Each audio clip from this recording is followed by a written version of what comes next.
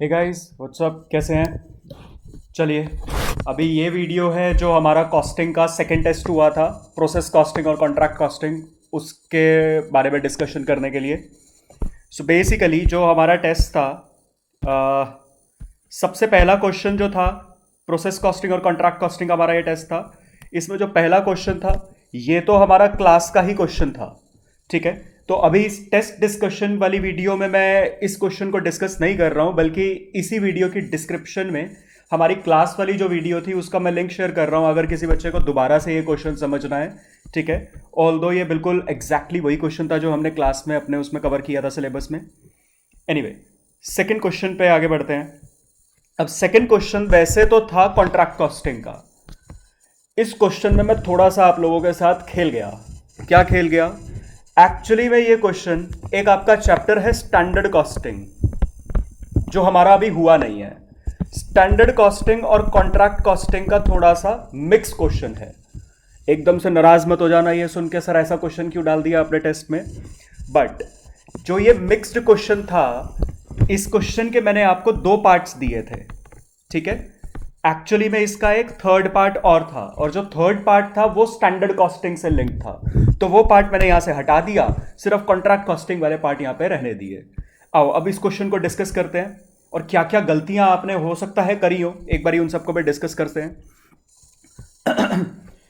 SB Constructions Limited has entered into a big contract at an agreed price of rupees 1 crore 50 lakh।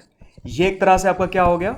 Contract price, subject to an escalation clause for material and labor as spent out in the contract, and corresponding actuals are as follows।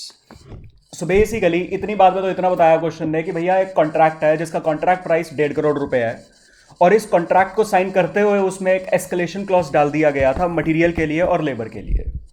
अब आपको data दिया हुआ है budgeted. Budgeted का मतलब जो सोचा था, एक्चुअली में जो हो गया। अच्छा मेरे को एक बात बताओ, कॉन्ट्रैक्ट प्राइस कॉन्ट्रैक्ट शुरू होने से पहले डिसाइड होती होगी या कॉन्ट्रैक्ट खत्म हो जाने के बाद डिसाइड होती होगी? सर कैसी कैसी बातें करते हो, बट ऑब्वियस सी बात है, जो कॉन्ट्रैक्ट प्राइस है वो काम शुरू होने से पहले होगी। अच्छा, जो ये बजटेड डेटा है, बेसिकली मैं आपको यहां पे बताना क्या चाह रहा हूं, मैंने काम शुरू करने से पहले ही एस्टिमेट लगाया होगा। किस चीज का एस्टिमेट? कॉस्ट का, कि भाई इस पूरे कॉन्ट्रैक्ट को खत्म करने में मेरा टोटल खर्चा आएगा कितना, प्लस उसमें अपना डिजायर्ड प्रॉफिट ऐड किया होगा, तब जाके मेरे पास कॉन्ट्रैक्ट प्राइस आई होगी। ये जो एस्टिमेटेड कॉस्ट है, क्या मैं इसे बजटेड कॉस्ट कह सकता हूं? समझ आया आपको ये?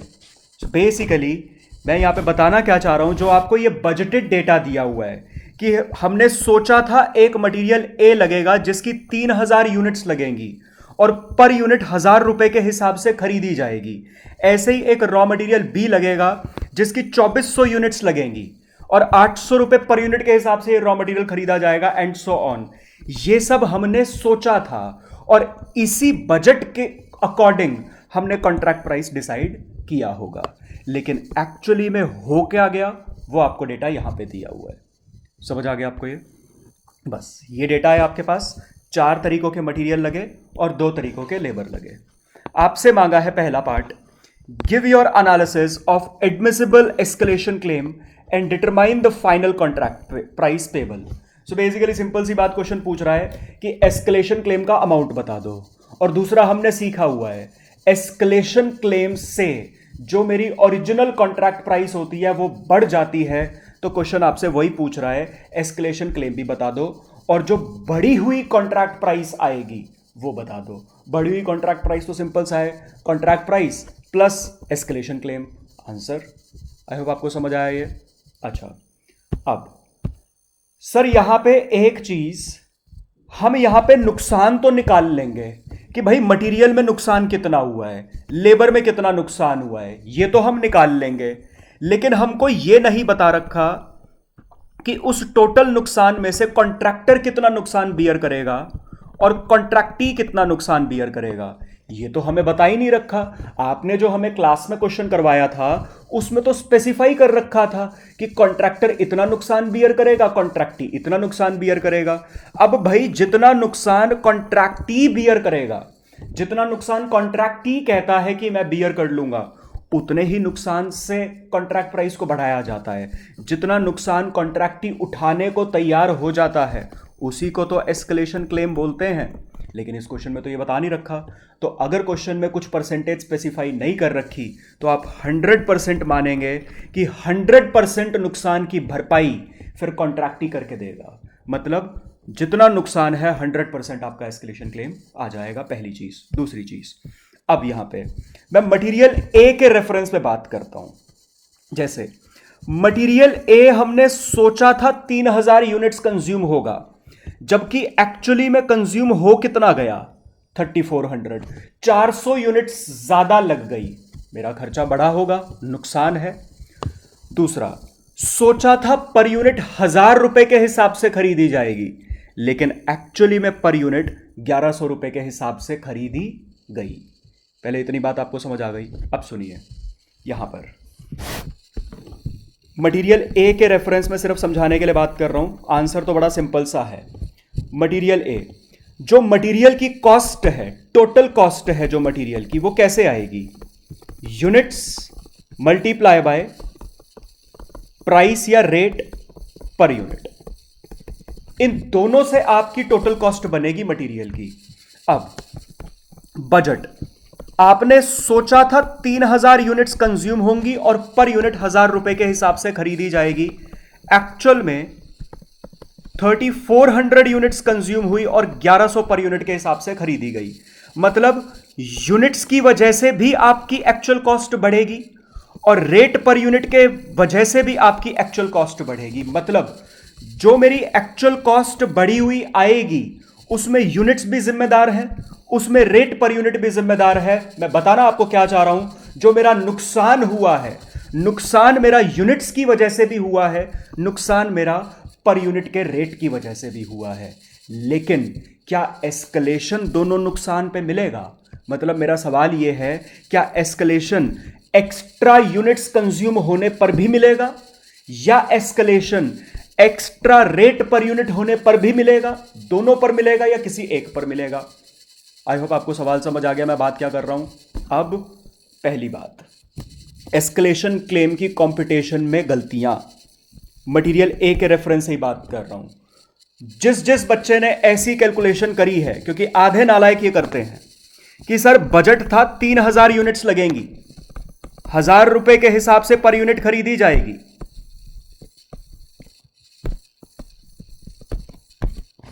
इतना खर्चा हमने सोचा हुआ था, बजटेड था इतना खर्चा, माइनस एक्चुअली में 3400 यूनिट्स कंज्यूम हुई, मल्टीप्लाई बाय पर यूनिट 1000 रुपए के हिसाब से खरीदी गई। ये मेरा एक्चुअल खर्चा। सोचा था इतना खर्चा, एक्चुअली में हो गया इतना खर्चा। जितना एक्स्ट्रा खर्चा हुआ जो भी आएगा ये मेरा नुकसान है, ये मेरा एस्केलेशन है। जिसने भी इस तरीके से कैलकुलेशन करी है सभी मटेरियल्स की और सभी लेबर की, गलत है ये। क्योंकि आपकी जो यहां पर बजटेड कॉस्ट आएगी इसमें यूनिट्स भी हैं, इसमें रेट पर यूनिट भी हैं। आपकी जो यहां पर एक्चुअल कॉस्ट आएगी इसमें भी यूनिट्स भी हैं, इसमें रेट पर यूनिट भी है। मतलब आपने जो ये एस्केलेशन निकाल दिया, ये आपने यूनिट्स की वजह से भी निकाल दिया, ये आपने रेट पर यूनिट की वजह से भी निकाल दिया। मतलब आपने एस्केलेशन में कह दिया कि अगर यूनिट्स की वजह से नुकसान होता है, अगर यूनिट्स एक्स्ट्रा कंज्यूम होती हैं तो भी एस्केलेशन क्लेम लगेगा, और अगर रेट ज्यादा लगता है, यूनिट्स महंगी खरीदी जाती हैं तो भी एस्केलेशन क्लेम लगेगा। एक तरह से इस कैलकुलेशन में आपने यह बोल दिया है जो कि गलत है। सर अब मैं पहले आपको करेक्ट कैलकुलेशन बता रहा हूं, ठीक है जी, उसके बाद उसका लॉजिक समझेंगे। तो पहला पार्ट था कैलकुलेशन ऑफ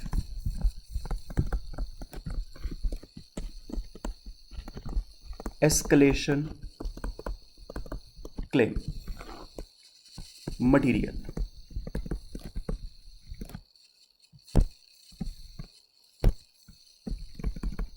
ए, पहले मटेरियल ए के लिए कर लेते हैं। करेक्ट कैलकुलेशन इसकी ये है, मटेरियल ए सोचा था 1,000 रुपए का खरीदा जाएगा पर यूनिट, माइनस एक्चुअली में पर यूनिट 1,100 रुपए का खरीदा गया, और जो यूनिट सोची हुई थी वो 3,000 थी, इक्वल्स टू ये आ जाएगा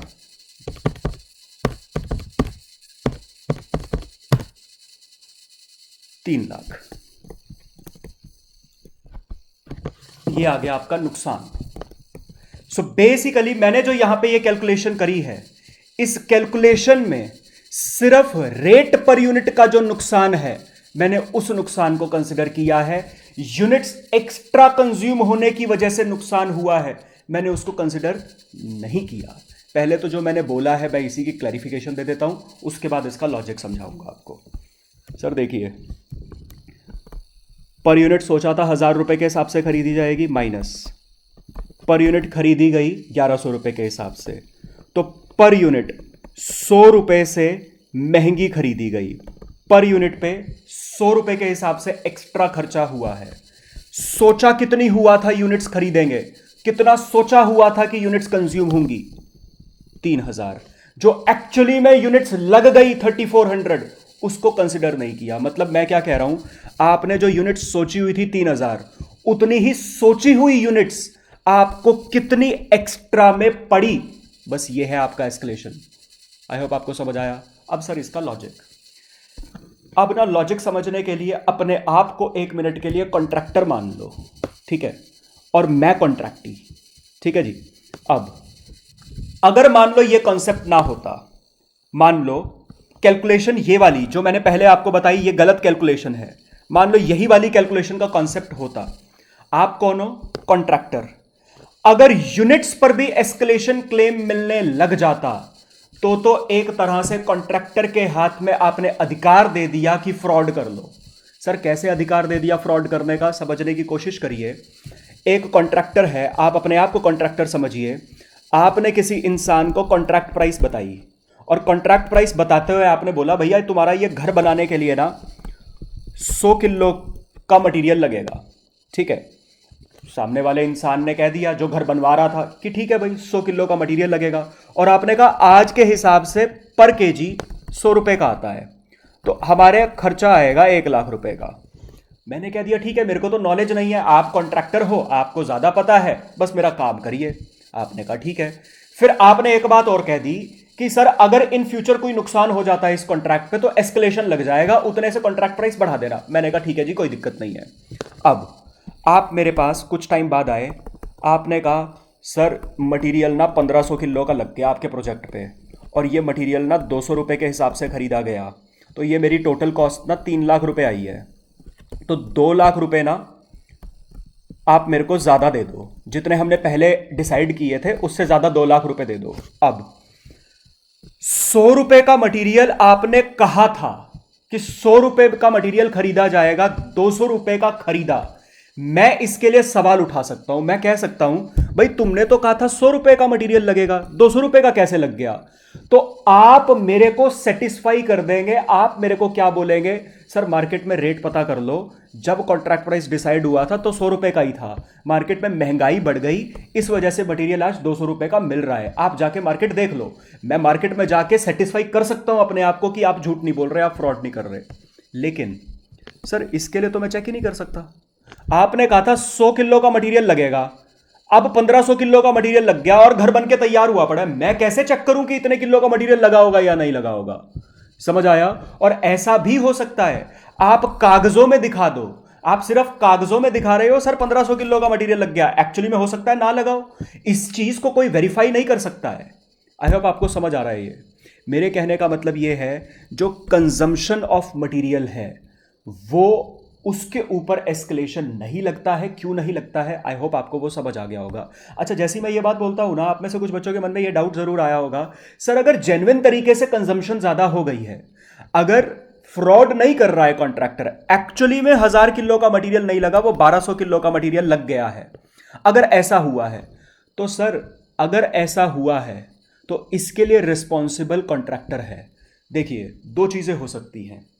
पहली चीज तो ये हो सकती है कि ठीक है मान लिया सिर्फ कागजों में जानबूझकर नहीं, जेन्युइन तरीके से 1200 किलो का मटेरियल लगा है। तो सर इसका पहला रीजन तो ये हो सकता है कि कॉन्ट्रैक्टर से वेस्टेज हुई है। कॉन्ट्रैक्टर अगर सही तरीके से काम करता, ध्यान से काम करता, तो 1000 किलो ही लगती, लेकिन उसने उसकी नेग्लिजियंस की वजह से कुछ मटेरियल कंस्ट्रक्शन साइट पे खराब हो गया। अब अगर कॉन्ट्रैक्टर की ही गलती की वजह से नुकसान हुआ है, उसकी भरपाई कॉन्ट्रैक्टर क्यों करेगा? क्योंकि आप याद करिए एस्केलेशन क्लॉज के कॉन्सेप्ट में स्टार्टिंग में ही हमने क्या समझा था, ऐसा नुकसान जिसमें ना तो कॉन्ट्रैक्टर की गलती हो ना कॉन्ट्रैक्टी की गलती हो, उस पर एस्केलेशन लगता है। यहां पर तो कॉन्ट्रैक्टर की गलती है, उसकी नेग्लिजियंस की वजह से एक्स्ट्रा कंज्यूम हुआ है, पहली बात। दूसरी बात, सर अगर उसकी नेग्लिजियंस की वजह से भी एक्स्ट्रा कंज्यूम नहीं हुआ, जेन्युइन तरीके से 1200 किलो ही कंज्यूम होना था एग्जाम्पल के लिए, ये तो कॉन्ट्रैक्टर ने स्टार्टिंग में एस्टिमेट गलत लगा दिया था, तो भी कौन रिस्पॉन्सिबल है?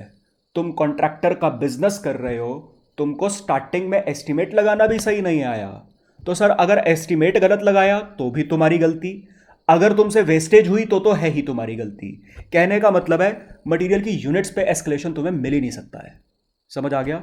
रेट पे मिलेगा सिर्फ, क्योंकि इन्फ्लेशन है, आउट ऑफ दोनों के कंट्रोल की बात है। आई होप आपको ये सारे वो लॉजिक समझ आ गए होंगे। तो यहां पे मटेरियल ए के रिस्पेक्ट में 3 लाख रुपए से एक्स्ट्रा खर्चा हुआ है बिकॉज ऑफ रेट, वो आपका एस्केलेशन है। अब बहुत सारे बच्चे 50% बच्चे तो यहां पे गलती कर देते हैं, और जो रिमेनिंग 50% बच्चे होते हैं जो इस पॉइंट को पकड़ लेते हैं, वो अब दूसरे पॉइंट में गलती करते हैं। दूसरा पॉइंट देखिए, मटेरियल बी। अब मटेरियल बी में 800 रुपए का मटेरियल सोचा था खरीदा जाएगा पर यूनिट, जबकि एक्चुअली में 700 रुपए का मटेरियल खरीदा गया है। दूसरी गलती यहां पे होती है। सर क्या गलती? सर मटेरियल सोचा था, मटेरियल बी की बात कर रहा हूं, सोचा था 800 रुपए का खरीदा जाएगा, यह मटेरियल 700 रुपए का खरीदा गया। सर यहां पे तो फायदा हो रहा है, यहां पे तो पर यूनिट 100 रुपए का फायदा हो रहा है, और एस्केलेशन क्लेम किस पर लगता है? एस्केलेशन क्लेम सर आपने बताया था सिर्फ नुकसान पर लगता है, यहां तो फायदा हो रहा है, फायदे पर तो एस्केलेशन क्लेम लगेगा ही नहीं। चलो मटेरियल बी को इग्नोर कर देते हैं। तो आधे नालायक यहां पे दूसरी गलती करते हैं मटेरियल बी को इग्नोर करके, क्योंकि उनको लगता है इसमें फायदा हो गया है। सोचा था 800 रुपए का खरीदा जाएगा, ये तो 700 रुपए का सस्ता खरीदा गया है। मैं यहां पे रुक रहा हूं, वापस आऊंगा इस पॉइंट पे, लेकिन यहां तक आपको इतनी बात क्लियर कर दी, मटेरियल बी को इग्नोर नहीं करना है, भले ही उसमें फायदा है। क्यों? आता हूं, एक मिनट।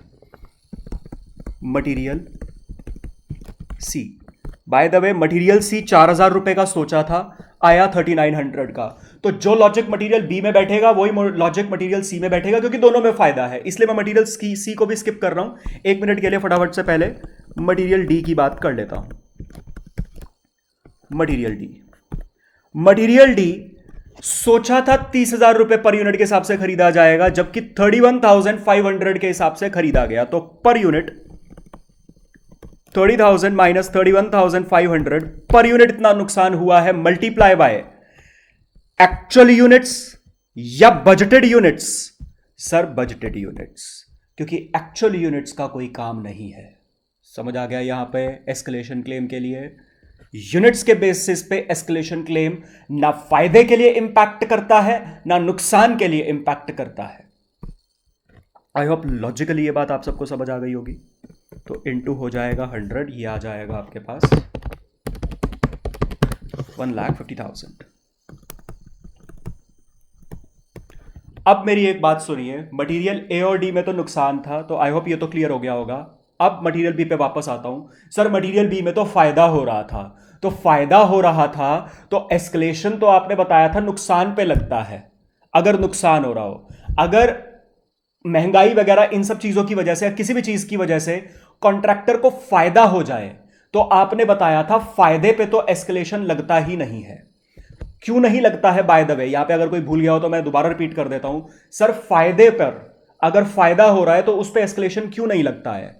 तो सर सिंपल सी बात है, आप कॉन्ट्रैक्टर हैं, ठीक है, आपने सोचा था ये मटेरियल 800 रुपए का खरीदा जाएगा, उस हिसाब से आपने कॉन्ट्रैक्ट प्राइस बता दी थी। अब एक्चुअली में वो मटेरियल सस्ता हो गया, आपको 800 रुपए का नहीं 500 रुपए का वो मटेरियल मिल गया। क्या जाके कॉन्ट्रैक्टर को बोलेंगे नहीं नहीं नहीं नहीं, मैंने तो तुमको कॉन्ट्रैक्ट प्राइस ज्यादा बता दी थी, मेरे को तो सस्ता मटेरियल मिला है, आइए तुम्हारा कॉन्ट्रैक्ट प्राइस सस्ता कर देते हैं? कभी नहीं बोलोगे आप। आपका नुकसान होगा तो कॉन्ट्रैक्ट के आगे जाके चिल्लाओगे, आपका फायदा होगा, फायदे को अपनी जेब में डाल के घर पे आराम से बैठ जाओगे, किसी को नहीं बोलोगे। समझ आया? तो सर एस्केलेशन क्लेम फायदे पे तो लगता ही नहीं है। लेकिन अब मेरी बात सुनिए, जब आप कौन? कॉन्ट्रैक्टर। जब आप एज अ कॉन्ट्रैक्टर चिल्लाते हुए कॉन्ट्रैक्टी के पास गए, सर नुकसान हो गया, नुकसान हो गया, मटेरियल ए में 3 लाख रुपए का नुकसान हो गया, इतने से कॉन्ट्रैक्ट प्राइस बढ़ा दो, तो कॉन्ट्रैक्टी उसी टाइम क्या बोलेगा? मटेरियल ए में नुकसान हुआ है तो पहले उस नुकसान को मटेरियल बी से एडजस्ट करा लो, अगर उसके बाद भी नुकसान बच जाता है तो वो मैं दे दूंगा। मेरे कहने का मतलब यह है, ओवरऑल एस्केलेशन क्लेम बेनिफिट में नहीं जाना चाहिए, लेकिन विद इन एस्केलेशन एक मटेरियल के नुकसान को दूसरे मटेरियल के फायदे से एडजस्ट करवाकर नेट नुकसान ही तो रिकवर करवाओगे। समझ आया?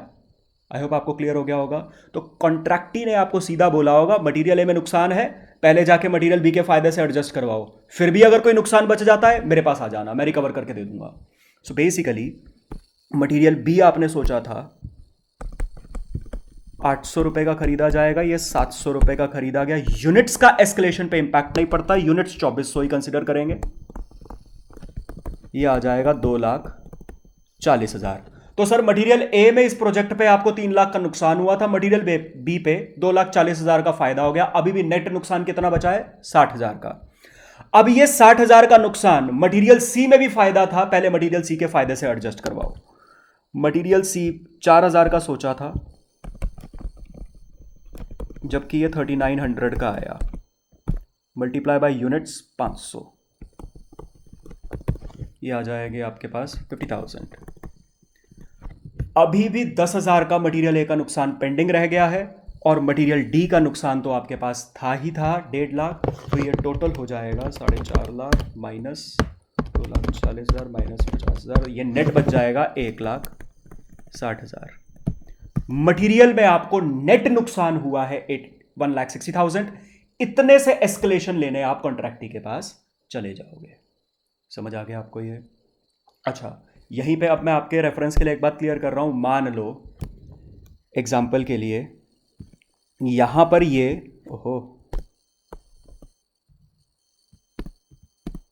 अब जो मैं लिख रहा हूं ये फेयर नहीं है, रफ है, सिर्फ आपकी रेफरेंस के लिए, किसी के मन में डाउट ना आए। सर अगर ये 2,40,000 की बजाय ये हो जाता 2,90,000, ठीक है जी, और ये 50,000 होने की बजाय ये हो जाता मान लो 2 लाख, तो सर बताना यहां पे नेट कितना आता? अब ये सिचुएशन मैंने क्या क्रिएट करी है? सर 3 लाख का नुकसान था मटेरियल ए में, मटेरियल बी में फायदा था 2,90,000 का, तो मटेरियल ए के नुकसान को हमने एडजस्ट करवाया कहां से? मटेरियल बी के फायदे से। अभी भी नेट नुकसान कितना बच गया? 10,000। अब ये नेट नुकसान 10,000 हमने एडजस्ट करवाया मटेरियल सी के फायदे से, फायदा कितना आ गया? 1,90,000। और मटेरियल डी का नुकसान था 1.5 लाख, ये 1.5 लाख का नुकसान भी 1,90,000 के फायदे में से एडजस्ट हो जाएगा। नेट क्या बचा? नेट नुकसान बचा या फायदा बचा? सर नेट तो फायदा बच गया। अगर नेट फायदा बचा है, ये फिगर्स अगर हैं, तो ये आपका अमाउंट बनेगा 2,90,000 प्लस 2 लाख, तो टोटल फायदा है आपका 4,90,000, और टोटल नुकसान 3 लाख प्लस 1.5 लाख, टोटल नुकसान है 4.5 लाख। तो सर टोटल फायदा है 4,90,000, टोटल नुकसान है 4.5 लाख, ये तो नेट फायदा आ गया 40,000। अगर नेट आपका फायदा आ जाए तो ये जो एस्केलेशन बचेगा ये निल बचेगा। मतलब एस्केलेशन क्लेम में नेट वैल्यू नुकसान की आ सकती है, फायदे की नहीं आ सकती। सर ऐसा क्यों? अभी तो डिस्कस किया, कॉन्ट्रैक्टर कॉन्ट्रैक्टी के पास नुकसान, नेट नुकसान की भरपाई करवाने जाएगा, फायदा हो जाएगा तो घर पे आराम से फायदे को रख के बैठ जाएगा। समझ आया आपको ये? चलिए, अच्छा, जैसे मटेरियल के लिए किया है वैसे ही लेबर के लिए कर लेते हैं। तो सर एक लेबर थी, लेबर 1। अच्छा, लेबर में भी जैसे मटेरियल में हमने क्वांटिटीज को इग्नोर किया था, बजटेड क्वांटिटी कंसीडर करी थी, वैसे ही लेबर में बस्टेड आवर्स कंसिडर करेंगे। एक्चुअली में ज्यादा घंटे लगे या कम घंटे लगे हमको दिक्कत नहीं है। समझ आ गया क्यों दिक्कत नहीं है भाई? या तो आप कौन कॉन्ट्रैक्टर, या तो कॉन्ट्रैक्टर ने जो लेबर फोर्स कंस्ट्रक्शन साइट पर लगाया, या तो उसने इनएफिशिएंटली काम किया है, ढंग से काम नहीं किया, टाइम वेस्ट किया है, खाली बैठे हैं। अगर तुम्हारी लेबर खाली बैठी है तो कॉन्ट्रैक्टी क्यों उसके एक्स्ट्रा पैसे दे? दूसरी बात, अगर आपसे एस्टिमेट लगाने में गलती हुई थी तो आप खुद भुगतो। समझ आ गया? अच्छा, रेट की बात करते हैं। तो सर लेबर 1 सोचा था 15 रुपए पर घंटे के हिसाब से मिल जाएगी, माइनस एक्चुअली में लेबर का रेट बढ़ गया, 18 रुपए के हिसाब से लेबर ने काम किया, ये मेरा नुकसान है। मल्टीप्लाई बाय, सोचा था 60,000 घंटे लेबर काम करेगी, ये आ जाएगा आपके पास 1,80,000 का नुकसान।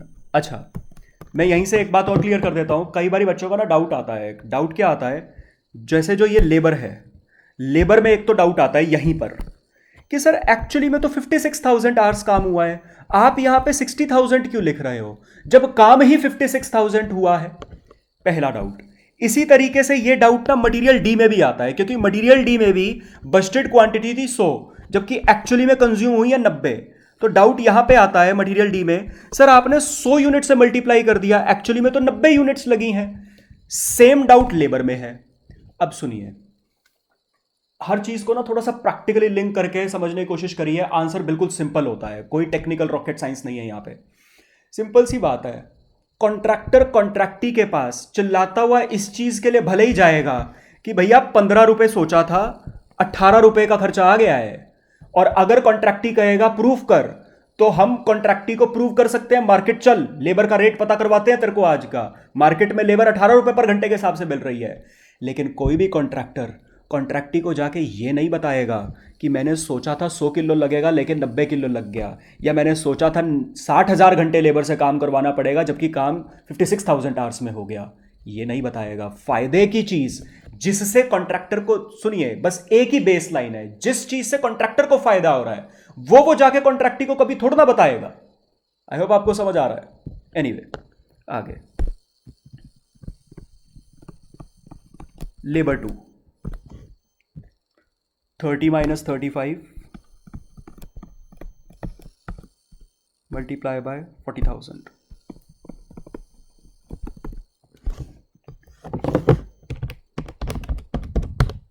ये आ जाएगा 2 लाख।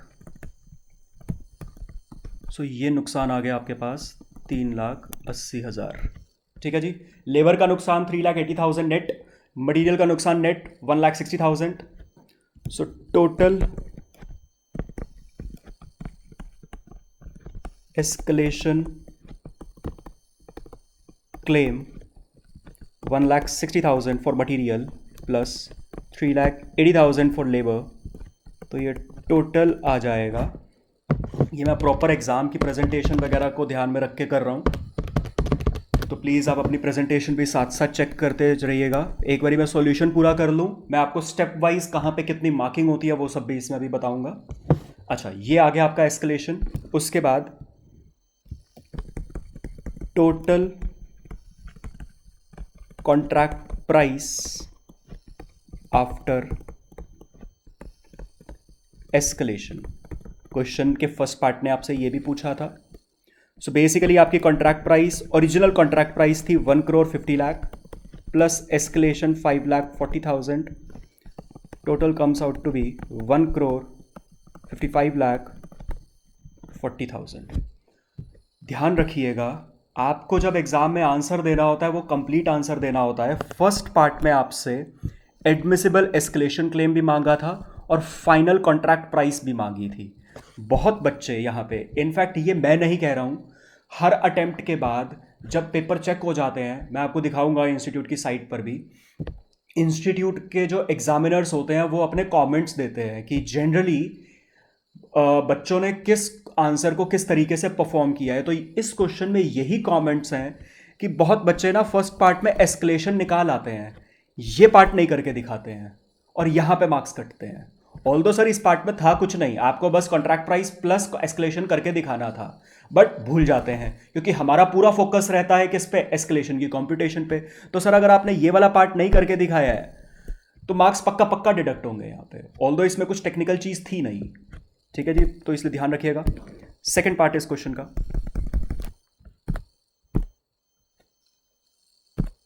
सेकेंड पार्ट में आपसे मांगा है contract account if all the expenses other than material and labour 13,45,000। Material labour का तो डेटा आपको पहले ही दे रखा है, बाकी उसके अलावा 13,45,000 के खर्चे मान के कॉन्ट्रैक्ट अकाउंट बना दो। अच्छा, कॉन्ट्रैक्ट अकाउंट बनाते हैं अगर आपको किसी को भी दिक्कत कि सर इस क्वेश्चन में वर्क सर्टिफाइड अनसर्टिफाइड वगैरह तो कुछ दे ही नहीं रखा है, कोई दिक्कत थोड़ा ना है। मान लो इसी साल में कॉन्ट्रैक्ट खत्म हो चुका होगा, यही टोटल खर्चा है, और इस साल में कॉन्ट्रैक्ट खत्म हो गया, अगर कोई डेटा ही नहीं दे रखा तो हम यही मानेंगे। तो सर अगर इसी साल में कॉन्ट्रैक्ट खत्म हो चुका है तो क्रेडिट साइड पर इनकम दिखाने के लिए वर्क सर्टिफाइड थोड़ा ना आएगा। क्योंकि क्यों नहीं आएगा? क्योंकि वर्क सर्टिफाइड किस हेडिंग में आता है? Work in progress. अगर पहले ही साल में काम खत्म हो गया तो वर्क इन प्रोग्रेस रहा कहां? फिर तो सीधा सीधा सेल आएगी। समझ आया? और दूसरी बात सर, वर्क अनसर्टिफाइड, भाई अगर काम खत्म हो गया तो अनसर्टिफाइड नाम की चीज़ हो ही नहीं सकती है, तो इस चीज़ में कंफ्यूज ही मत होना। कॉन्ट्रैक्ट अकाउंट तो यहाँ पे फॉर्मेलिटी है, सिंपल सा बिल्कुल।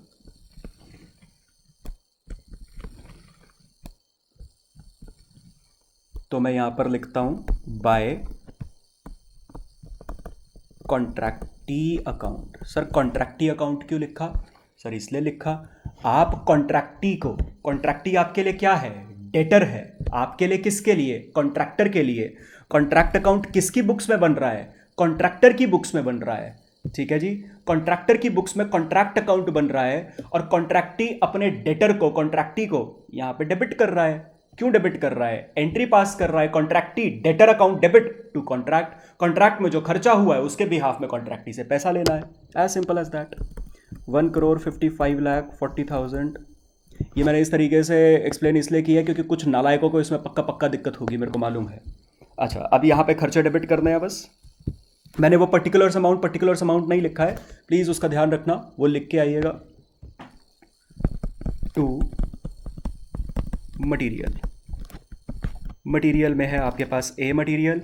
अब यहां पर फिर से एक दिक्कत, एक कंफ्यूजन। सर गजब बात हो गई, बजटेड कॉस्ट लिखूं मटेरियल की या एक्चुअल कॉस्ट लिखूं? सर यूनिट्स बजटेड कंसिडर करूं या यूनिट्स एक्चुअल कंसिडर करूं? सर रेट बजटेड कंसिडर करूं या एक्चुअल कंसिडर करूं? बड़ी दिक्कत है, समझ नहीं आ रहा यहां पे। कंफ्यूज मत होइए, कॉन्ट्रैक्ट अकाउंट एक तरह से P&L अकाउंट है। ईयर के स्टार्टिंग में बन रहा है या ईयर के एंड में बन रहा है? सर ईयर के एंड में बन रहा है। अकाउंट्स में जब P&L अकाउंट बनाते हो, एक्चुअल खर्चा दिखाते हो या बजटेड? सर P&L में तो एक्चुअल खर्चा आता है, कैसी कैसी बातें करते हो? तो कॉन्ट्रैक्ट अकाउंट में भी कौन सा खर्चा आएगा? एक्चुअल खर्चा आएगा, भले ही यूनिट्स हो, भले ही अमाउंट हो, रेट हो। जब आप कॉन्ट्रैक्ट अकाउंट बना रहे हो आपको एक्चुअल खर्चा कंसिडर करना है। आइए, मटेरियल है 3,400 multiply by 1,100, B 2,300 multiply by 700, C 600 multiply by 3,900, D 90 multiply by 31,500। मैं अभी मल्टीप्लाई करके लिख देता हूँ फटाफट से एक बारी पहले। टू लेबर का खर्चा, L1 L2, L1 56,000 multiply by 18,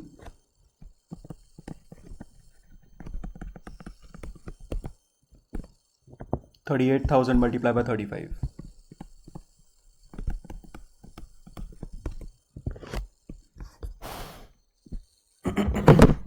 चलिए फटाफट से इनको लिख देते हैं।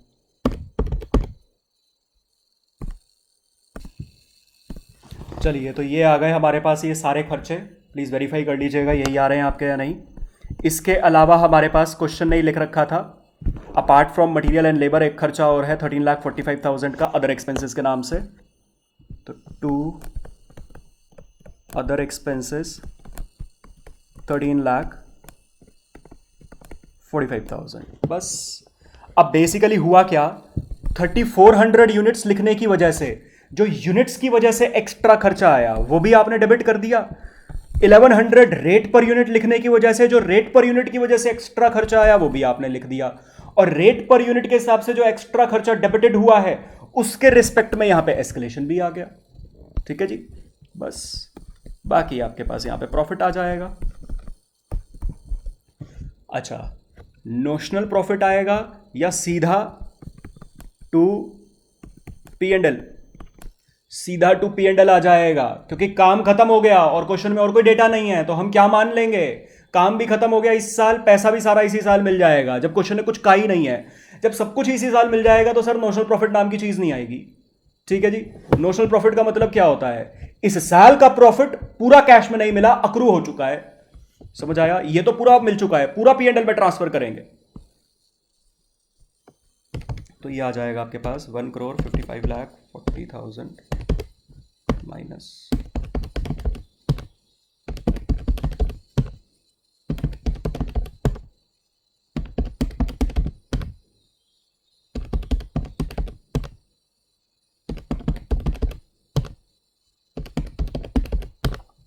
तो ये आ रहा है आपके पास 13,32,000 बैलेंसिंग फिगर। खत्म।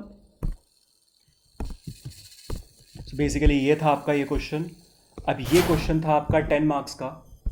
सो ये ध्यान रखिएगा, जो आपका एस्केलेशन वाला पार्ट है, अगर आपने ये पूरा सही किया है जो आपका एस्केलेशन वाला पार्ट है, इसके मान के चलिए हैं आपके 7 नंबर, 7 से 6 नंबर होंगे एस्केलेशन वाले पार्ट के। और जो आपका कॉन्ट्रैक्ट अकाउंट वाला पार्ट है ये बिल्कुल सिंपल था, इसके दिया 4 नंबर 10 में से। ठीक है जी। अब इसमें अगर आपने मटेरियल ए और मटेरियल डी ठीक कर दिया है, मटेरियल ए और मटेरियल डी ये 2 पॉइंट्स अगर आपने ठीक करे हैं, तो मैं कलर के साथ लिख देता हूँ। अगर आपने मटेरियल ए और मटेरियल डी वाला पॉइंट ठीक किया है तो हैं आपके 2 नंबर। अगर आपने मटेरियल बी और मटेरियल सी वाला पॉइंट भी ठीक कर दिया है तो हैं आपके अगेन 2 नंबर। समझ आ गया? अकॉर्डिंगली आपका ये मटेरियल का पूरा नुकसान जो आया है, यार ये इतना डार्क क्यों आ रहा है, अगर आपका मटेरियल ए का जो पूरा नुकसान आया, सॉरी टोटल मटेरियल का जो नुकसान आया है, इसकी वैल्यू अकॉर्डिंगली सही आएगी। ठीक है जी। अच्छा, उसके बाद जो लेबर है, लेबर में अगेन इतने पार्ट के आपके 1 नंबर, तो यहां तक के आपके कितने नंबर हो गए, 5 नंबर। उसके बाद ये दोनों चीजें ऐड करके जो टोटल नुकसान आप दिखाएंगे, इसका 1 नंबर, और जो आपने यहां पे टोटल कॉन्ट्रैक्ट प्राइस दिखाई है आफ्टर एस्केलेशन, इसका 1 नंबर। ध्यान दीजिए, प्रॉपर स्टेप वाइज मार्किंग है। मटेरियल ए और मटेरियल डी नुकसान था, लेकिन नुकसान यूनिट्स पे आएगा या रेट पर यूनिट पे आएगा, ये अपने आप में कॉन्सेप्ट था। इस कॉन्सेप्ट के 2 नंबर हैं। समझ आ रहा है आपको? ये मार्किंग स्कीम समझ आ रही है किस तरीके से आपको ध्यान रखना है? इसी तरीके से मटेरियल बी और मटेरियल सी फायदा था, लेकिन 2 मटेरियल का फायदा 2 मटेरियल के नुकसान में से एडजस्ट होकर नेट नुकसान आएगा, ये दूसरा कॉन्सेप्ट था। तो कॉन्सेप्ट के यहां पे 2 नंबर हैं। समझ आ गया आपको ये? और जो आपकी टोटलिंग आ रही है एक तरह से हर स्टेप बाय स्टेप, उसके 1-1 नंबर हैं। आई होप आपको क्लियर हो गया। तो यहां तक के आपके टोटल बन गए ये 2 + 2 4 + 1 5 + 1 6 + 1 7। तो यहां तक के हो गए आपके 7 नंबर। उसके बाद यहां पर मटेरियल में इसमें एक गलती हो जाती है, एक्चुअल कॉस्ट लिखें या बजटेड कॉस्ट लिखें, ध्यान रखिएगा। ऑल्दो यहां पर कॉन्ट्रैक्ट अकाउंट में अगर आपकी एक जगह पे भी गलती होती है, इनफैक्ट आपने मान लो ये अमाउंट गलत लिख दिया या आपने ये अमाउंट गलत लिख दिया, कोई भी एक अमाउंट गलत लिख दिया, तो कॉन्ट्रैक्ट अकाउंट में एक गलती के भी आप नंबर एक्सपेक्ट मत करिएगा, 0 होंगे सीधा। सर ऐसा क्यों? पहले पार्ट में तो आप स्टेप मार्किंग कर रहे थे। कॉन्ट्रैक्ट अकाउंट में अगर मेरी एक गलती होगी, बाकी अमाउंट तो देखो, उसको तो चेक कर दो। नहीं करेंगे। क्यों नहीं करेंगे? सर कॉन्ट्रैक्ट अकाउंट बिल्कुल सिंपल था, कॉन्सेप्ट तो कुछ था ही नहीं कॉन्ट्रैक्ट अकाउंट में। कॉन्ट्रैक्ट अकाउंट में कॉन्सेप्ट नाम की कोई चीज ही नहीं थी, क्लरिकल चीजें थी। क्लरिकल चीजें भी अगर आप सही नहीं कर पा रहे, वहां पे कोई स्टेप मार्किंग नहीं है, वहां पे सीधा स्ट्रेट अवे कट है। तो प्लीज इसका ध्यान रखिएगा। ठीक है। हाँ, यहाँ पे value of work certified, value of work uncertified, इस तरीके की प्रॉपर फुल फ्लेजेड जो कॉन्ट्रैक्ट अकाउंट में चीजें होती हैं वो सब होती हैं, तो ऑब्वियसली आपकी स्टेप मार्किंग आ जाती है। ऐसे कॉन्ट्रैक्ट अकाउंट में कोई स्टेप मार्किंग नहीं आएगी। एनीवे, मैंने थोड़ा सा डिटेल में ये ज़्यादा इसलिए डिस्कस कर लिया सो दैट आपको ये पूरी बात समझ आ जाए। और मेनली टेस्ट का फ़ायदा वही है। प्रेजेंटेशन प्लीज़ अपनी बिल्कुल चेक करिएगा साथ साथ। और मेन मेरे को ये था आपको साथ साथ ना एक बारी मार्किंग स्कीम भी समझ आ जाए। ठीक है, मैं एक सेपरेट वीडियो भी आप लोगों के लिए बना रहा हूँ जिसमें मैं एक दो अटेम्प्ट्स के ना कुछ बच्चों के पेपर डिस्कस कर रहा हूँ सो दैट इसके साथ साथ, क्योंकि अब हमारा सिलेबस आगे काफ़ी बढ़ चुका है और टेस्ट वगैरह हम कंडक्ट कर रहे हैं तो आपको प्रॉपर मार्किंग स्कीम भी समझ आनी चाहिए। एनीवे, अपने अगले क्वेश्चन पे चलते हैं टेस्ट के। थर्ड क्वेश्चन प्रोसेस कॉस्टिंग से, बड़ा आसान क्वेश्चन था वैसे ये वाला। अब वैसे ये टेस्ट ओवरऑल मेरे ख्याल से इजी लगा होगा आपको, मुश्किल तो नहीं लगा होगा क्योंकि आसान आसान क्वेश्चन ही डाले थे वैसे इसमें। XP Limited furnishes you the following information relating to process to prepare statement of equivalent production, पहली statement showing cost of finished goods, abnormal loss, closing work in progress। ये एक तरह से statement of cost per unit और statement of apportionment of cost, ये दो statements बनानी है। तीसरे में process to account, abnormal loss account, सारे अकाउंट पूछ लिए हैं। ठीक है, डेटा है आपके पास। Opening work in progress nil है, बहुत बढ़िया। इंट्रोड्यूस किया 42,000 यूनिट्स। ठीक है जी। एक्सपेंसेस डेबिटेड, इसके अलावा मटेरियल का खर्चा, लेबर का खर्चा, ओवरहेड, ये करंट पीरियड के आपको खर्चे दे दिए इन यूनिट्स वाले मटेरियल के अलावा। फिनिश्ड आउटपुट 39,500 यूनिट्स बनी। नॉर्मल लॉस 2% है, 2% ऑफ इनपुट, तो 42,000 का 2% ये आ जाएगा 840। तो नॉर्मल लॉस है हमारा इस क्वेश्चन में 840। कितनी यूनिट्स बच गई? 42,000 माइनस 840, यूनिट्स बच गई 41,160। ठीक है, अच्छा इसमें से भी कितनी यूनिट्स बन गई? माइनस 39,500 यूनिट्स, बच गई 1660। ठीक है जी। और हमारी क्लोजिंग में कितनी बची हुई हैं? 1200 क्लोज। ठीक है जी, तो ये नेट आएगा 460। ये आ जाएगा आपका इस क्वेश्चन में एबनॉर्मल लॉस। अब आपको समझ आ गया होगा, मैं ये सारा एक बार लिख के भी आपको अलग से बता दूंगा। अच्छा, closing work 1200 units, degree of completion material के रिस्पेक्ट में 100 है, लेबर के रिस्पेक्ट में 50% है, ओवरहेड के रिस्पेक्ट में 40% है। लेबर ओवरहेड के रिस्पेक्ट में with in closing work in progress percentage अलग हो गई। क्या स्टेटमेंट ऑफ इक्विवेलेंट प्रोडक्शन में सेम कॉलम बना लोगे? नहीं, अलग अलग बनेगा क्योंकि परसेंटेजेस अलग हो गई हैं। Degree of completion of abnormal loss, abnormal loss की स्पेसिफिकली डिग्री ऑफ कंप्लीशन दे रखी है 100, लेबर के रिस्पेक्ट में 80, ओवरहेड के रिस्पेक्ट में 60। अब इस क्वेश्चन में एक अलग चीज क्या दे दी? नॉर्मल लॉस की स्क्रैप वैल्यू अलग है, एबनॉर्मल लॉस की स्क्रैप वैल्यू अलग है। कोई दिक्कत थोड़ा है इसमें, आसान सा क्वेश्चन है। आइए, so basically opening work in progress में कुछ है नहीं, फ्रेश यूनिट्स इंट्रोड्यूस करी हैं 42,000, टोटल हो गई 42,000। इसमें से 39,500 यूनिट्स तो बन गई। कितनी बच गई? मैं आपको एक बार यूनिट्स रिकंसाइल करवा रहा हूं। 2500 यूनिट्स बच गई। अच्छा, इसमें से भी क्लोजिंग में कितनी बची हैं? 1200। नॉर्मल लॉस क्वेश्चन ने कितना बोला था? 42,000 का 2%, 840 आया था। ये 840 आपका नॉर्मल लॉस है, तो बाकी जो बचा वो कौन सा लॉस है? Abnormal loss. 2500 माइनस 1200 माइनस 840, यह आ जाएगा 460। सो 460 जो मैंने यहाँ पे रफली पहले आपको बताया था, यही आपका एबनॉर्मल लॉस है। आई होप आपको ये समझ आ गया होगा। आइए फटाफट से क्वेश्चन स्टार्ट करते हैं, बिल्कुल आसान क्वेश्चन है अब ये। तो पहला पार्ट स्टेटमेंट ऑफ, अब ये मैं प्रॉपर प्रेजेंटेशन के साथ जो आपकी एग्जाम की बनेगी उसके साथ कर रहा हूं।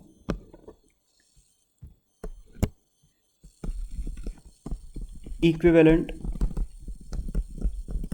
प्रोडक्शन। अच्छा, किसी के भी मन में अगर ये डाउट आ रहा हो सर फीफो लगाएं, वेटेड एवरेज लगाएं, क्वेश्चन ने कुछ बोला नहीं, बेटा कुछ लगाने लगा लो, आपको बल्कि कुछ लिखने की भी जरूरत नहीं है फीफो या वेटेड एवरेज। क्यों सर? क्योंकि ओपनिंग वर्क इन प्रोग्रेस नहीं है। अगर ओपनिंग वर्क इन प्रोग्रेस है ही नहीं तो बाइफर्केशन करोगे किसकी अगर फीफो भी लगाओगे? समझ आ गया आपको ये? और वेटेड एवरेज भी लगाओगे तो ओपनिंग कॉस्ट कहां से लाओगे जब ओपनिंग वर्क इन प्रोग्रेस ही नहीं है? ठीक है ना? तो यहां पे कुछ ऐसी बात ही नहीं है।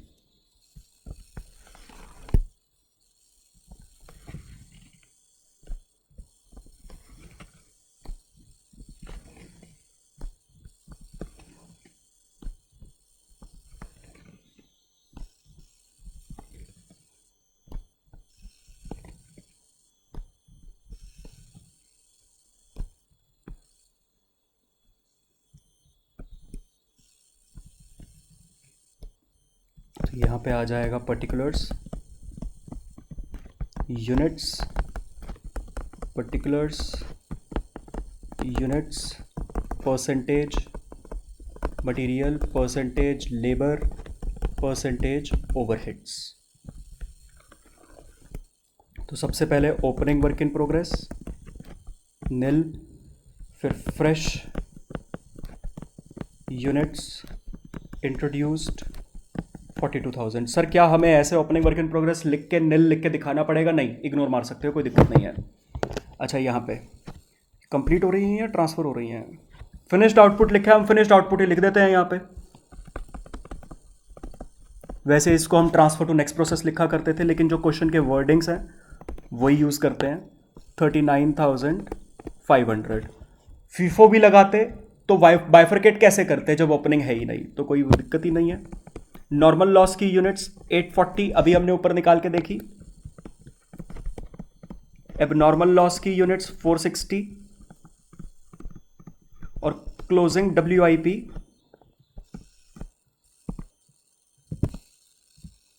इस क्वेश्चन में 1200 यूनिट्स। सो बेसिकली आपकी ये यूनिट्स तो यहाँ पे टैली हो जाएंगी। 42,000 भी वही आएगा, 39,500 प्लस 840 प्लस 460 प्लस 1200। ओके जी, अब बात कर लेते हैं काम की, कितना कितना काम हुआ।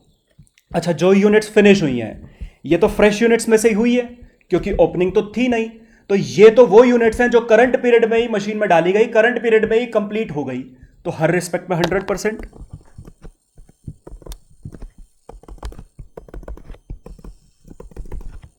$39,500, यहाँ पे भी 39,500 और यहाँ पे भी 39,500।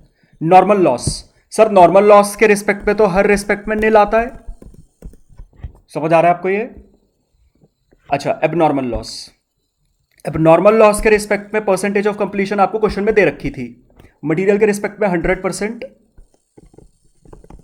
लेबर के रिस्पेक्ट में 80% और ओवरहेड के रिस्पेक्ट में 60%। आई होप किसी को अब इस चीज में तो डाउट नहीं होगा सर नॉर्मल लॉस में हर रिस्पेक्ट में निल क्यों आता है, क्योंकि लेबर ओवरहेड के रिस्पेक्ट में इस पे काम हुआ ही नहीं होगा, और मटेरियल के रिस्पेक्ट में हम निल लिखकर यूनिट्स माइनस कर रहे हैं, और कॉस्ट में से स्क्रैप वैल्यू सेकंड स्टेटमेंट में माइनस कर देते हैं। वही ट्रीटमेंट एप्पल वाला एग्जांपल जो हम करते थे। अच्छा, क्लोजिंग वर्क इन प्रोग्रेस पे डिग्री ऑफ कंप्लीशन मटेरियल के रिस्पेक्ट में 100, लेबर 50 और ओवरहेड 40। 100%, 50%, 40%, 1200, 600, 480 बस। अच्छा, मैंने इसकी यूनिट्स नहीं लिखी। 460 का 80%, 368 और 460 का 60%, 276। ये आपके पास टोटल आ जाएगा यहाँ पे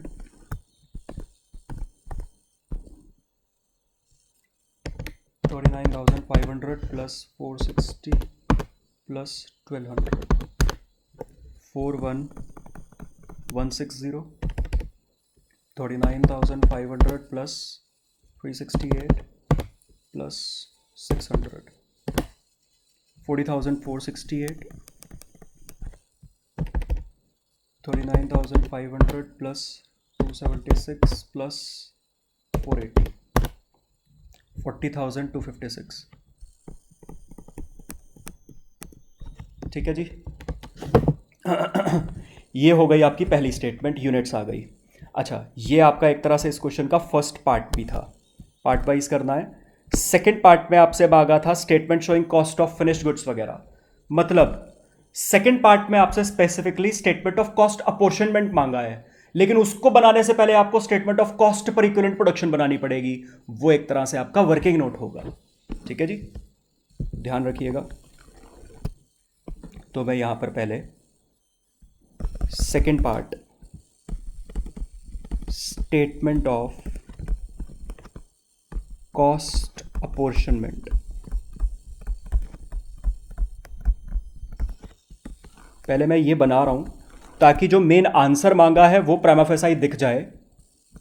फॉर्मेट बना के छोड़ दूंगा, क्योंकि कॉस्ट तब तक नहीं निकाली जा सकती जब तक मैं statement of cost per unit ना निकाल लूं। तो मैंने इतनी जगह छोड़ के पहले अब यहां पे working note statement of cost पर इक्विवेलेंट प्रोडक्शन। वैसे हमारा ये मेन आंसर का पार्ट होता है, लेकिन क्वेश्चन की रिक्वायरमेंट के अकॉर्डिंग, प्रॉपर प्रेजेंटेशन के अकॉर्डिंग करें तो ये एक तरह से वर्किंग नोट है। अब कंपोनेंट्स कॉस्ट इक्विवेलेंट प्रोडक्शन।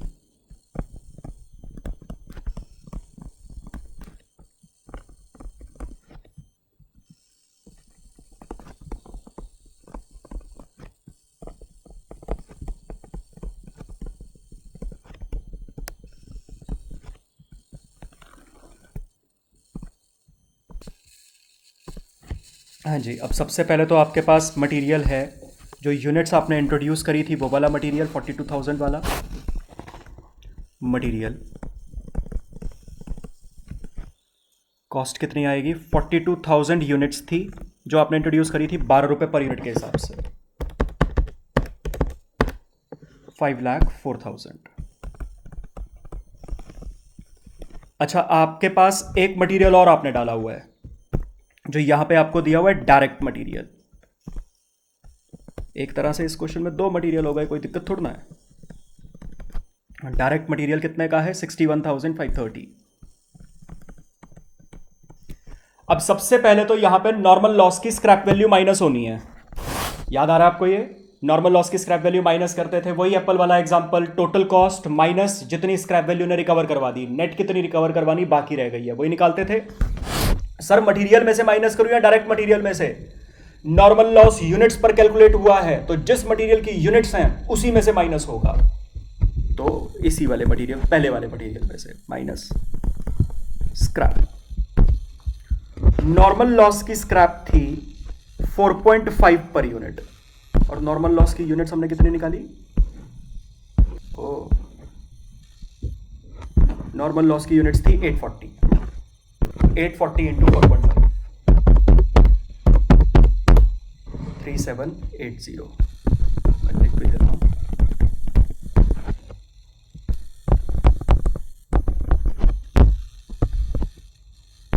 ठीक है जी, ये आपके पास नेट कॉस्ट आ जाएगी 5,02,20। मेरे को ऐसा क्यों लग रहा है नॉर्मल लॉस की यूनिट्स गलत लिख दी हैं, 840 ही था। हाँ, 840।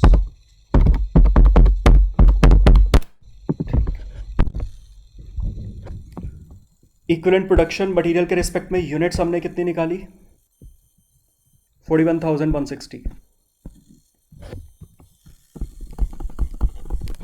इस मटेरियल के भी रिस्पेक्ट में हम यूनिट सेम मान रहे हैं, ठीक है, पर यूनिट की कॉस्ट निकालने के लिए, क्योंकि डेटा नहीं है और कुछ।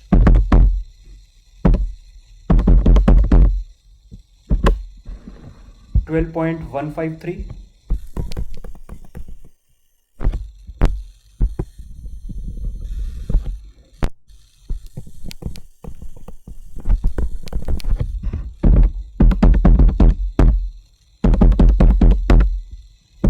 और 61,530 डिवाइडेड बाय 41,160, 1.494। तो इसको 1.5 ही कर देते राउंड ऑफ करके, 1.5। फिर आपके पास लेबर का खर्चा। लेबर का खर्चा क्वेश्चन में था 88,820, और लेबर की यूनिट्स हमने निकाली थी, पहली स्टेटमेंट है 40,468।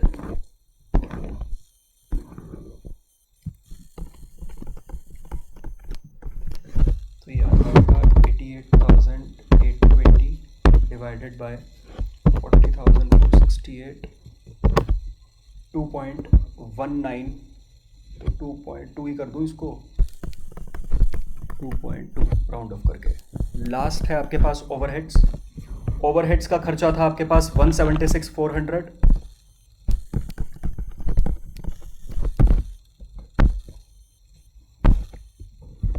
और ओवरहेड्स के रिस्पेक्ट में हमने यूनिट्स निकाली थी 40,006।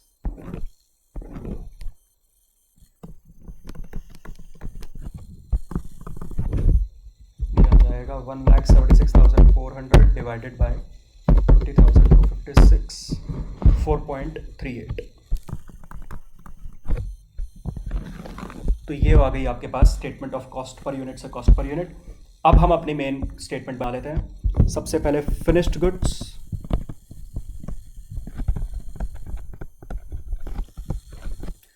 $39,500 यूनिट्स थी। अब हर रिस्पेक्ट में मटेरियल, लेबर, ओवरहेड सबके रिस्पेक्ट में 100% यूनिट्स हमने लिखी हैं, तो यूनिट्स तो कॉमन आ जाएंगी पहली स्टेटमेंट से। 39,500 मल्टीप्लाई बाय, अलग अलग करके निकालने की जरूरत नहीं है, सीधा इकट्ठे कॉमन लेके यूनिट्स कॉस्ट को ऐड कर देंगे। 12.153 plus 1.5 plus 2.2 plus 4.38,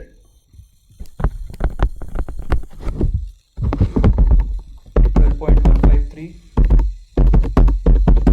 plus 1.5 plus 2.2 plus 4.38 multiply by 39,500, ये आ जाएगा 799,204।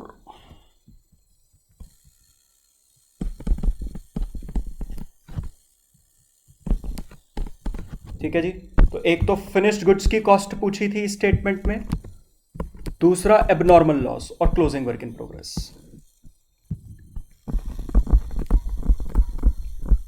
एबनॉर्मल लॉस की यूनिट्स कितनी थी? 460 यूनिट्स आई थी मेरे ख्याल से। हाँ जी। Material, labour, overhead, direct material, labour, एक काम करते हैं मटेरियल का इकट्ठे निकाल लेते हैं ना, क्योंकि मटेरियल के रिस्पेक्ट में तो दोनों मटेरियल, चाहे यूनिट्स वाला चाहे डायरेक्ट मटेरियल, यूनिट्स कॉमन ही है, तो यूनिट्स कॉमन निकाल लेता हूं। 460 multiply by 12.153 plus direct material, क्योंकि इसके भी रिस्पेक्ट में हम मटेरियल तो है, इसके भी रिस्पेक्ट में हम यूनिट्स तो सेम ही मान रहे हैं क्योंकि और कोई डेटा नहीं था।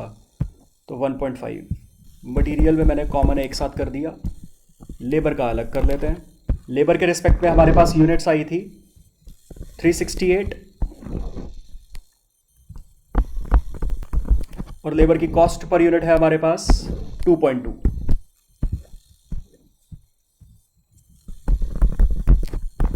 इसी तरीके से ओवरहेड्स के रिस्पेक्ट में यूनिट्स आई थी हमारे पास 276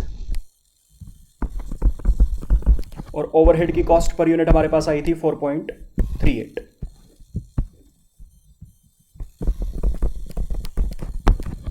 कंपटीशन का डिफरेंस किया 12.153 plus 1.5 plus into 460 6280.4 round of करके 368 मल्टीप्लाई बाय 2.2 810 राउंड ऑफ करके 276 मल्टीप्लाई बाय 4.38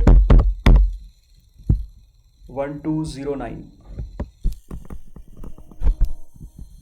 तो ये आपके पास टोटल आ जाएगा बस 810 प्लस 6280.4 8299। इसको राउंड ऑफ करके मैं 8300 ही लिख रहा हूं। ठीक है जी। तो ये हो गया एबनॉर्मल लॉस। लास्ट आपको यहां पे निकालना था closing work in progress. Closing work in progress की हमारे पास थी 1200 units. Material, labour, overhead, material के रिस्पेक्ट पे 1200 ही यूनिट्स थी और दोनों मटेरियल की कॉमन निकाल के 12.153 प्लस 1.5। ठीक है जी। अच्छा, लेबर के रिस्पेक्ट पे 600 यूनिट्स थी।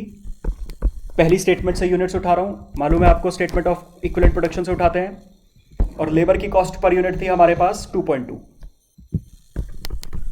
तो यूनिट्स पहली स्टेटमेंट से, स्टेटमेंट ऑफ इक्विवेलेंट प्रोडक्शन, और cost per unit second statement से जो कि वर्किंग नोट में हमने बनाई। और ओवरहेड्स के रिस्पेक्ट में यूनिट्स थी 480 यूनिट्स और ओवरहेड की कॉस्ट पर यूनिट थी 4.38।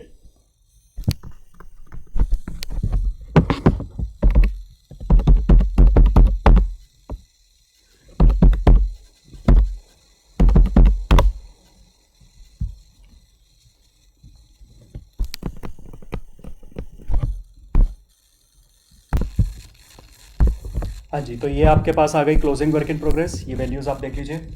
ठीक है जी, तो सेकंड स्टेटमेंट में आपसे यही मांगा था, फिनिश गुड्स की कॉस्ट, एबनॉर्मल लॉस की कॉस्ट और क्लोजिंग वर्क इन प्रोग्रेस की कॉस्ट, ये हमने यहाँ पे करके दिखा दिया।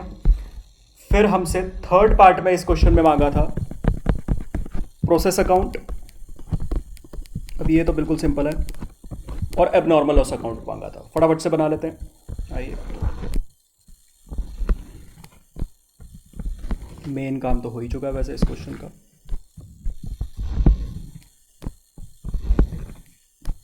आई होप आपको समझ आए होंगे ये सारे क्वेश्चन।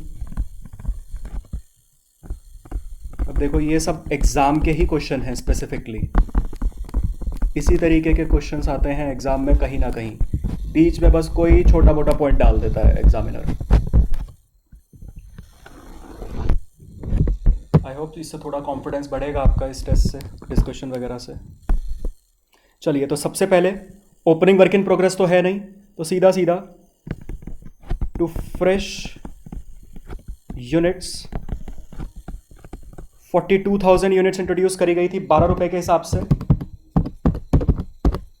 5,04,000 टू लेबर, सॉरी पहले वो डायरेक्ट मटेरियल वाला खर्चा,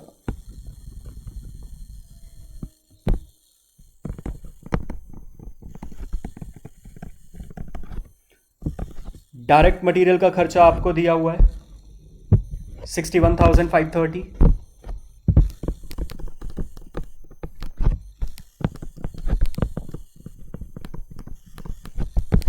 फिर लेबर का खर्चा आपको दिया हुआ है 88,820,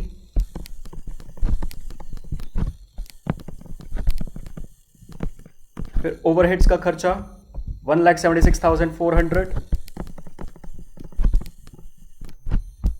नॉर्मल लॉस क्रेडिट होता है by normal loss. Normal loss की यूनिट्स कितनी थी? 42,000 का 2%, 840 यूनिट्स थी, और नॉर्मल लॉस की स्क्रैप वैल्यू क्वेश्चन ने 4.5 बोली थी, 3780। उसके बाद बाय एबनॉर्मल लॉस 460 यूनिट्स थी, और इसकी वैल्यू आपने, सॉरी इसकी कॉस्ट आपने अपनी सेकंड पार्ट में निकाली है 8300,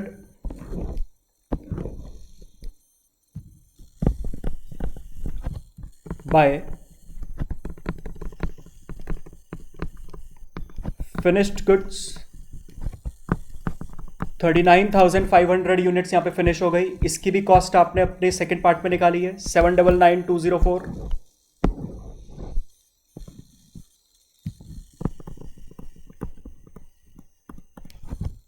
by closing work in progress, इसकी 1200 यूनिट्स थी, इसकी भी कॉस्ट हमने अपनी थर्ड स्टेटमेंट में, सॉरी सेकंड पार्ट में निकाली है 19,806।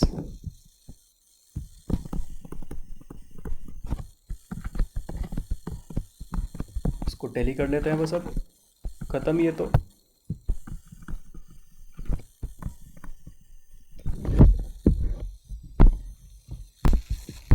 हाँ जी, तो ये डेबिट साइड का टोटल आएगा 830,750।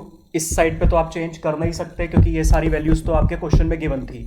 अच्छा, यहाँ का जब आप टोटल लगाएंगे तो थोड़ा सा हो सकता है डिफरेंस आ जाए बिकॉज ऑफ पॉइंट्स, क्योंकि हमने राउंड ऑफ किया है सारा। तो ये करेंगे आप 3780 प्लस 8300 प्लस 799,204 प्लस 19,806। तो इस साइड का जो टोटल हमने लगाया यहाँ का डेबिट साइड का, ये वैसे आ रहा है 831,090, जबकि डेबिट साइड का हमारा टोटल आ रहा है 830,750। तो ये जो डिफरेंस है 830,750, ये डिफरेंस 340 रुपये का है। तो हमारी क्रेडिट साइड 340 से ज़्यादा आ रही है, कोई दिक्कत नहीं है। हम यहाँ पे कितना लिख देंगे 830,750, और जो भी डिफरेंस आ रहा है वो मैंने आपको बताया हुआ है, वो किस में एडजस्ट कर दो, क्लोजिंग वर्क इन प्रोग्रेस। तो यहाँ पे हम क्लोजिंग वर्क इन प्रोग्रेस 19,806 दिखाने की बजाय इसको माइनस कर देंगे 340, 19,466 का दिखा देंगे। ठीक है, बस ध्यान रखना बाय द वे ये डिफरेंस टॉलरेबल होता है क्योंकि ये आपका पॉइंट्स की वजह से डिफरेंस आया, आपने जहां जहां राउंड ऑफ किया है, बस हम उसको बाद में क्लोजिंग वर्क इन प्रोग्रेस में सारे डिफरेंस को एडजस्ट कर रहे हैं। ये आपकी खुद की जजमेंट है कि आपने कोई गलती करी है या ये डिफरेंस पॉइंट्स का है, ठीक है। अच्छा, अब इतना जरूर ध्यान रखना क्योंकि क्लोजिंग वर्क इन प्रोग्रेस की वैल्यू प्रोसेस अकाउंट में आप कैरी डाउन करते हो, कहां से? स्टेटमेंट ऑफ कॉस्ट अपोर्शनमेंट से। अगर आपने कोई डिफरेंस एडजस्ट किया है प्रोसेस अकाउंट में तो करस्पॉन्डिंगली उस डिफरेंस को यहां पे जरूर एडजस्ट कर देना। तो यहां पे भी 19,000 जो अमाउंट आपने ये राउंड ऑफ करके निकाला है 466, करस्पॉन्डिंगली यहां पे भी जरूर चेंज कर देना। ऐसा मत कर देना कि यहां पे चेंज नहीं किया वहां पे कर दिया, ठीक है, क्योंकि एग्जामिनर ये चीज जरूर चेक करता है कि आपने कहां से अमाउंट पिक किया है, वो दोनों जगहों पे अमाउंट सेम है या नहीं। लास्ट एक चीज आपसे मांगी थी, एबनॉर्मल लॉस अकाउंट।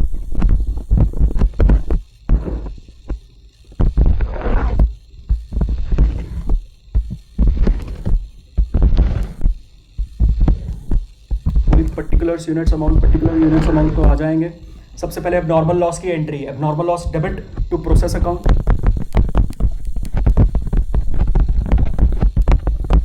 460 यूनिट्स और इसकी कॉस्ट आई थी 8300।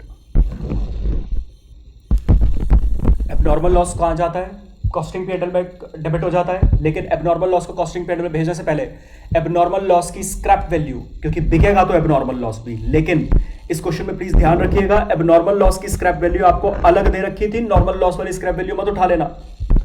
तो एंट्री होगी bank account debit to abnormal loss, पहले बैंक में जाके इसकी स्क्रैप वैल्यू रिकवर करवाएंगे। 460 यूनिट्स एट 9 4140 इतना रिकवर हो गया, बाकी costing PNL balancing figure.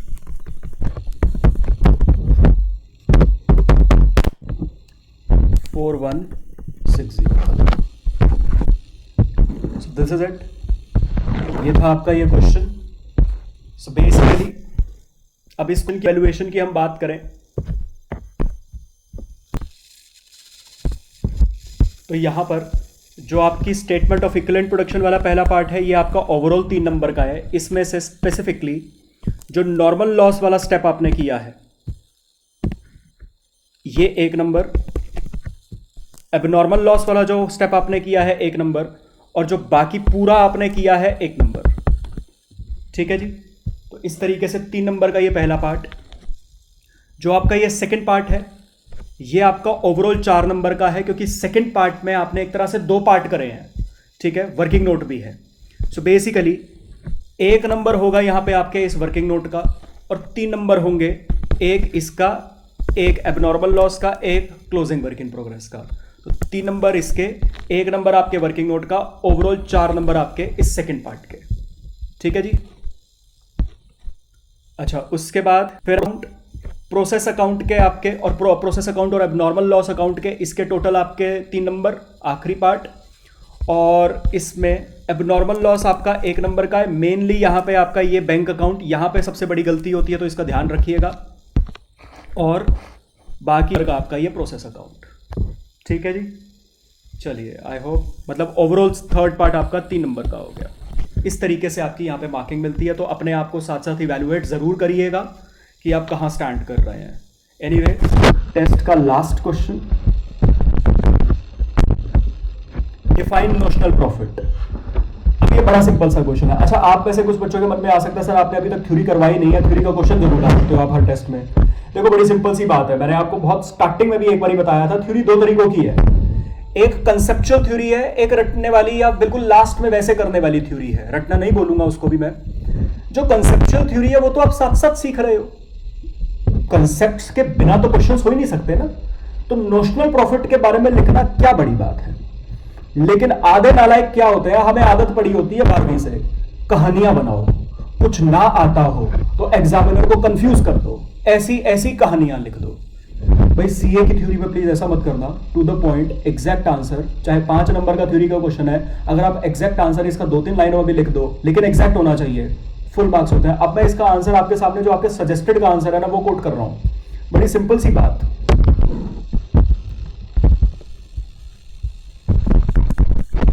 Notional profit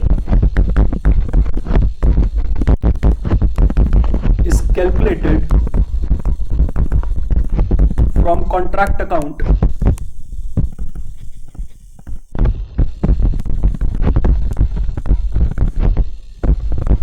which is basically a particular year's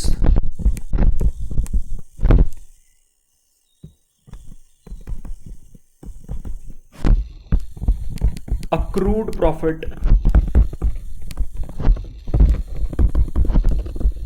on a particular contract. जरूरी नहीं है आप इसका रट्टा मार लें। अब लैंग्वेज कैन डिफर, आपकी लैंग्वेज डिफरेंट हो सकती है, बट जो मेन क्रक्स निकलना चाहिए वो ये निकलना चाहिए, और कहानियों में नहीं। ठीक है, एग्जामिनर को सीधा पढ़ते ही आपका मेन आंसर समझ में आना चाहिए। अब आप सोचो कि 5 नंबर का सवाल आया है, मैं 1.5 पेज तो भरने पड़ेंगे मेरे को, तो आप 1.5 पेज भरने के चक्कर में कहानियां बनाना शुरू कर देते हो। आप भी यही आंसर लिखते हो, लेकिन कहानियों में बीच में कहीं घुसा के ये आंसर लिख रहे हो। एग्जामिनर नहीं पढ़ेगा इतना।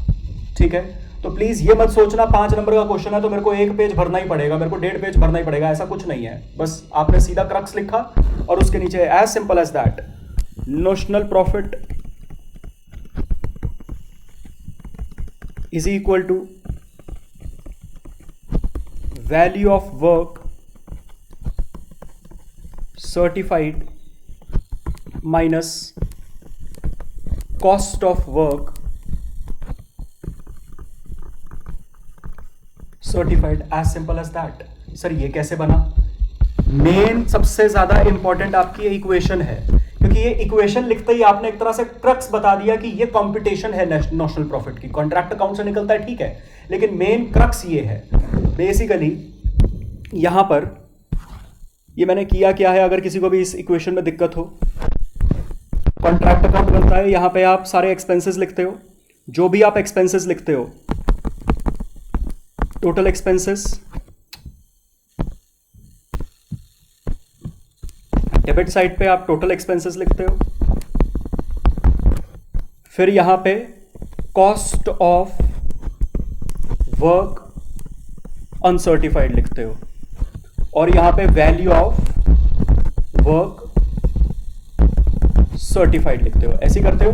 अच्छा मेरे को एक बात बताओ, इसका नेट अल्टीमेटली टोटल एक्सपेंसेस आपने डेबिट करे हैं, और इसमें से जो एक्सपेंसेस अभी सर्टिफाई नहीं हुए, इनकम में कन्वर्ट नहीं हुए, उनको कैंसल आउट कर दिया।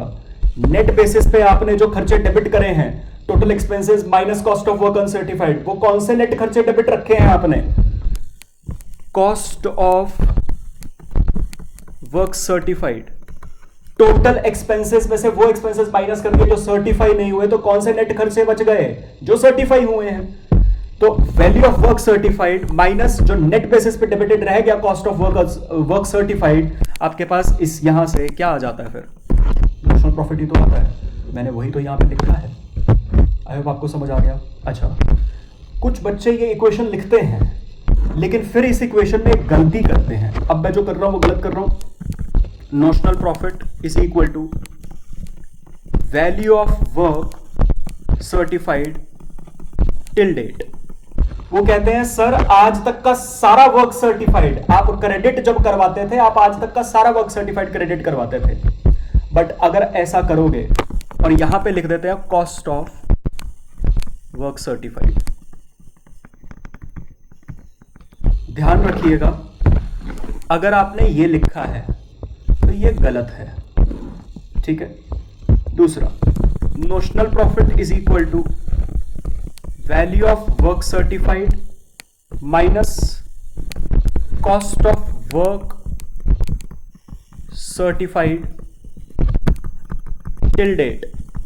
अगर आप ये लिखते हो तो सर ये भी गलत है। अगर आप ये लिखते हो notional profit is equal to value of work certified till date minus cost of work certified till date,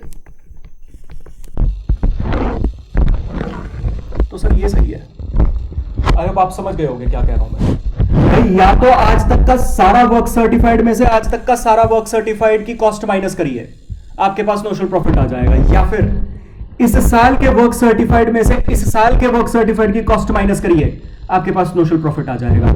लेकिन मिसमैच नहीं कर सकते। आप कहो आज तक का सारा वर्क सर्टिफाइड लेकिन खर्चा इस साल का माइनस करूंगा, वो इस साल का नोशनल प्रॉफिट थोड़ा ना आएगा। इसी तरीके से आप कहो वर्क सर्टिफाइड इस साल का ले लेंगे, खर्चा आज तक का सारा ले लेंगे, तो भी इस साल का नोशनल प्रॉफिट नहीं आएगा। या तो सब कुछ ही खर्चा और वर्क सर्टिफाइड सब कुछ ही पूरा आज तक का लो, या सब कुछ ही सिर्फ इस साल का लो। आई होप आपको क्लियर हो गया। बस इतना ध्यान रखिएगा।